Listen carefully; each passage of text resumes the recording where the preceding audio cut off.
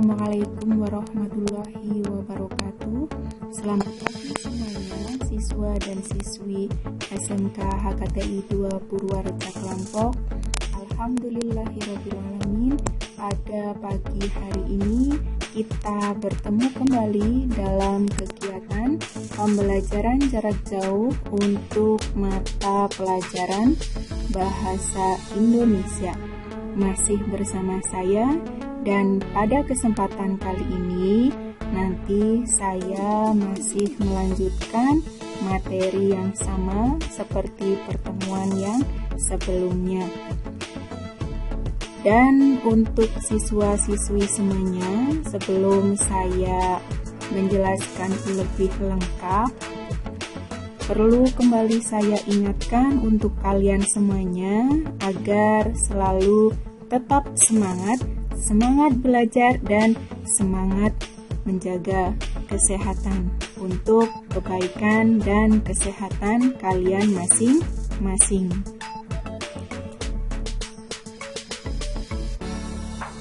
Baiklah siswa dan siswi semuanya, sekarang kita masuk ke pertemuan ke-6, pertemuan yang sudah semakin bertambah kembali. Jadi alangkah baiknya kalian agar selalu tetap fokus demi keberhasilan kalian masing-masing.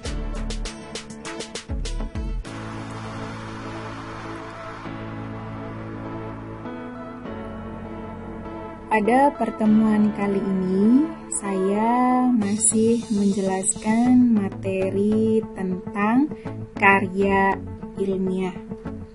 Materi ini saya sendiri yang menyusun dan menyampaikan, dan kalian juga masih bersama saya untuk pembelajaran jarak jauhnya, yaitu bersama Bu Deni Dwi Yulihastuti. Sebelum saya menjelaskan lebih detail kembali materi pada pertemuan kali ini, silahkan semuanya untuk menyiapkan alat tulis kalian masing-masing, sehingga nanti apabila ada yang kalian perlu catat, bisa kalian catat langsung di buku catatan kalian masing-masing, seperti itu ya. Yang selanjutnya, kompetensi dasar yang akan kita bahas pada pertemuan kali ini yaitu KD merancang informasi, tujuan, dan esensi yang harus disajikan dalam karya ilmiah berkaitan dengan bidang pekerjaan. Yang selanjutnya yaitu tentang tujuan pembelajaran. Tujuan pembelajaran kali ini nanti kalian semuanya diharapkan mampu untuk merancang informasi, tujuan, dan esensi yang harus disajikan dalam karya ilmiah berkaitan dengan bidang pekerjaan. Jadi silahkan semuanya untuk selalu fokus menyimak informasi pembelajaran saya ya, dari awal sampai akhir, agar kalian bisa mengerti serta memahami seluruh isi informasinya.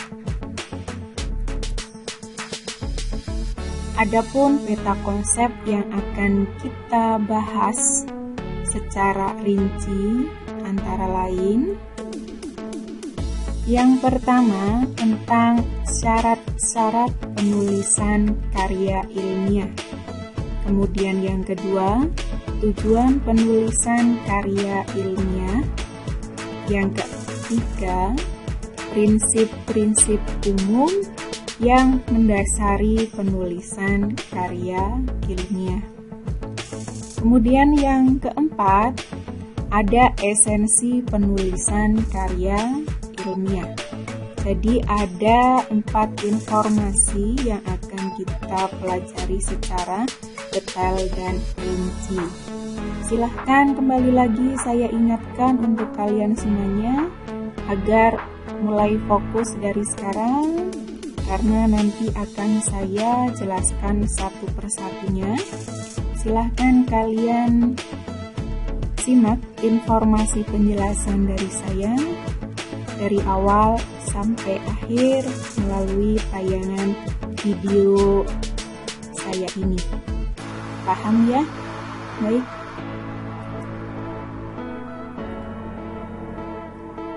Ini sebagai pengantar pembelajaran kita terlebih dahulu, bahwa menyelesaikan laporan karya ilmiah terkait dengan kegiatan menulis, seperti yang kita ketahui bahwa menulis merupakan keterampilan berbahasa yang masih menjadi masalah di negeri kita. Bahkan kebanyakan orang ketika tidak bisa menulis, mereka menganggap tidak berbakat dalam hal menulis. Keterampilan menulis memang tidak bisa lahir dari serta-merta. Diperlukan kolaborasi antara talenta manusia dan wawasan kebahasaan. Talenta melahirkan semangat menulis, dan wawasan kebahasaan menjadi bekal dalam keterampilan menulis. Talenta saja tidak cukup, sebab sebuah kemampuan harus diasah dan dilatih.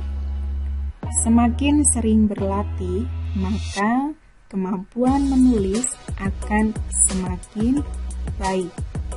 Ini adalah awal gambaran kita untuk belajar pada pembelajaran jarak jauh pada pertemuan kali ini. Yang selanjutnya, kita akan pelajari satu persatunya. Yang pertama, kita akan belajar seputar syarat-syarat penulisan karya ilmiah. Berikut ini adalah syarat-syarat penulisan karya tulis ilmiah secara umum. Yang pertama, bersifat komunikatif. Yang kedua, kata dan kalimat yang disusun penulis hendaknya bersifat denotatif atau memiliki makna lugas dan objektif. Kemudian yang ketiga itu bernalar. Syarat yang keempat ekonomis. Yang kelima didasarkan pada landasan teoritis yang kuat. Kemudian yang keenam relevan dengan disiplin ilmu tertentu. Kemudian yang ketujuh syaratnya adalah memiliki sumber penopang yang mutakhir. Yang syarat ke-8 itu adalah bertanggung jawab, sehingga perlu dipertimbangkan dengan matang. Ini adalah 8 syarat-syarat penulisan karya ilmiah. Yang selanjutnya nanti akan saya jelaskan satu persatunya informasi dari syarat-syarat penulisan karya ilmiah ini. Bisa dimengerti ya? Baik, akan saya lanjutkan kembali informasinya. Penjelasan yang pertama itu berkaitan dengan syarat komunikatif. Artinya, uraian yang disampaikan dapat dipahami pembaca. Kata dan kalimat yang disusun penulis hendaknya bersifat denotatif, sehingga tidak menimbulkan penafsiran ganda pada pembaca. Pemahaman penulis hendaknya sama dengan pemahaman pembaca. Ini yang kemudian yang kedua, objektivitas. berhubungan dengan sikap penulis. Jadi dalam hal ini, penulis harus bersikap objektif dalam mengemukakan pendapatnya. Apa adanya, tidak dibuat-buat, sehingga hasil tulisannya dapat dipertanggungjawabkan berdasarkan data yang ada. Yang berikutnya itu bernalar. Artinya, tulisan itu harus sistematis, berurutan secara logis, ada kohesi dan koherensi, dan mengikuti metode ilmiah yang tepat. Dipaparkan secara objektif, benar, dan dapat dipertanggungjawabkan. Paham ya? Baik, saya lanjutkan kembali. Syarat yang keempat, ekonomis, itu artinya kata atau kalimat yang ditulis hendaknya diseleksi sedemikian rupa sehingga tersusun secara padat berisi. Kemudian yang kelima, berdasarkan landasan teori yang kuat. Artinya, suatu hasil karya ilmiah bukan subjektivitas penulisnya, melainkan harus berdasarkan teori-teori tertentu yang dikuasai secara mendalam oleh penulis. Penulis melakukan kajian berdasarkan teori-teori tersebut. Kemudian yang keenam, tulisan harus relevan dengan disiplin ilmu tertentu. Artinya, tulisan ilmiah itu ditulis oleh seseorang yang menguasai suatu bidang ilmu tertentu. Kemudian yang ketujuh, syaratnya di sini adalah memiliki sumber penopang yang mutakhir. Artinya, tulisan ilmiah harus mempergunakan landasan teori berupa teori mutakhir atau baru. Kemudian yang kedelapan, bertanggung jawab. Artinya, sumber data, buku acuan, dan kutipan harus secara bertanggung jawab disebutkan dan ditulis dalam karya ilmiah.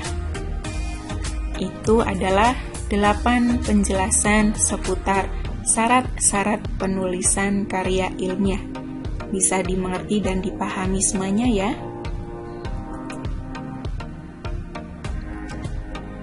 Sekarang kita masuk ke informasi seputar poin kedua, yaitu tujuan penulisan karya ilmiah. Tujuan penulisan karya ilmiah adalah untuk mempublikasikan suatu ilmu pengetahuan kepada masyarakat.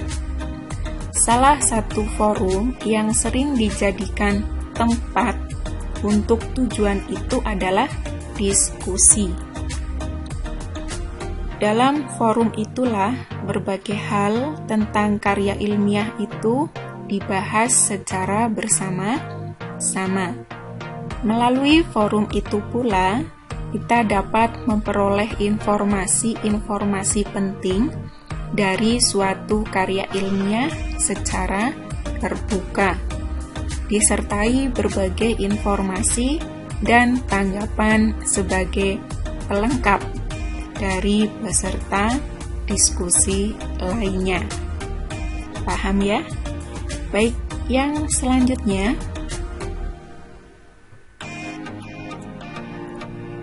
dalam diskusi ya.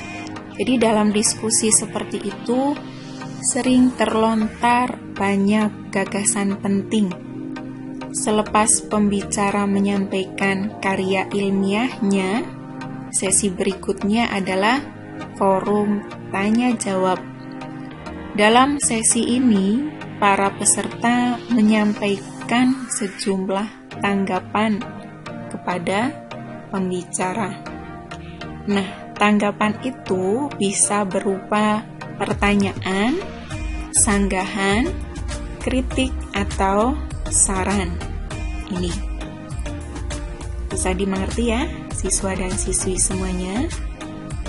Yang berikutnya, kita akan membahas tentang prinsip-prinsip umum yang mendasari penulisan karya ilmiah. Prinsip yang pertama adalah objektif. Artinya, setiap pernyataan ilmiah dalam karyanya harus didasarkan kepada data dan fakta. Kegiatan ini disebut studi empiris. Kemudian prinsip yang kedua, prosedur atau penyimpulan penemuannya ini melalui penalaran induktif dan deduktif. Ya.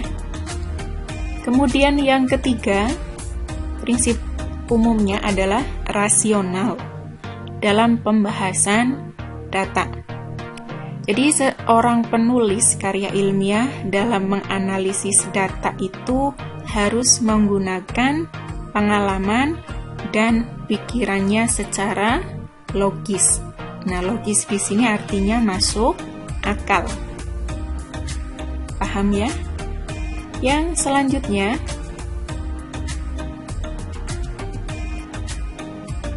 setelah kalian mengetahui 3 submateri yang sekarang akan saya bahas seputar poin keempat, yaitu berkaitan tentang esensi penulisan karya ilmiah. Esensi penulisan karya ilmiah ini mencakup hal pokok dalam penulisan karya ilmiah. Hal pokok itu bisa berupa rumusan masalah dan objek yang diteliti dalam karya ilmiah. Contohnya, ada sains, teknologi, dan humaniora. Ini adalah bagian dari sebuah esensi penulisan karya ilmiah. Bisa dimengerti ya, siswa dan siswi semuanya?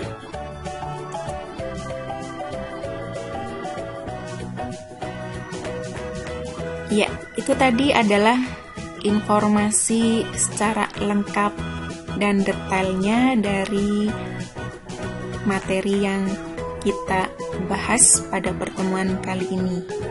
Semoga kalian bisa mengerti dan memahami apa yang sudah saya sampaikan tadi. Berikut adalah sebuah kata bijak buat kalian semuanya. Semoga bisa sebagai pemacu semangat buat kalian semuanya agar lebih baik lagi. Seperti ini informasinya. Jangan mengharapkan semuanya bisa jadi lebih mudah. Berharaplah agar dirimu bisa jadi lebih baik. Ya, ini adalah sebagai motivasi diri kalian masing-masing, ya. Baiklah siswa dan siswi semuanya. Mungkin itu saja informasi penjelasan lengkap dan sederhananya dari saya. Semoga bisa bermanfaat buat kalian semua. Dan apabila ada yang masih belum paham, silahkan kalian buka tayangan video dari saya ini dari awal sampai akhir. Namun apabila ada yang masih kurang penjelasannya dari saya khususnya, saya mohon maaf. Kiranya itu saja dari saya untuk pembelajaran jarak jauh kali ini. Saya akhiri sampai di sini. Sekian dan terima kasih. Wassalamualaikum warahmatullahi wabarakatuh.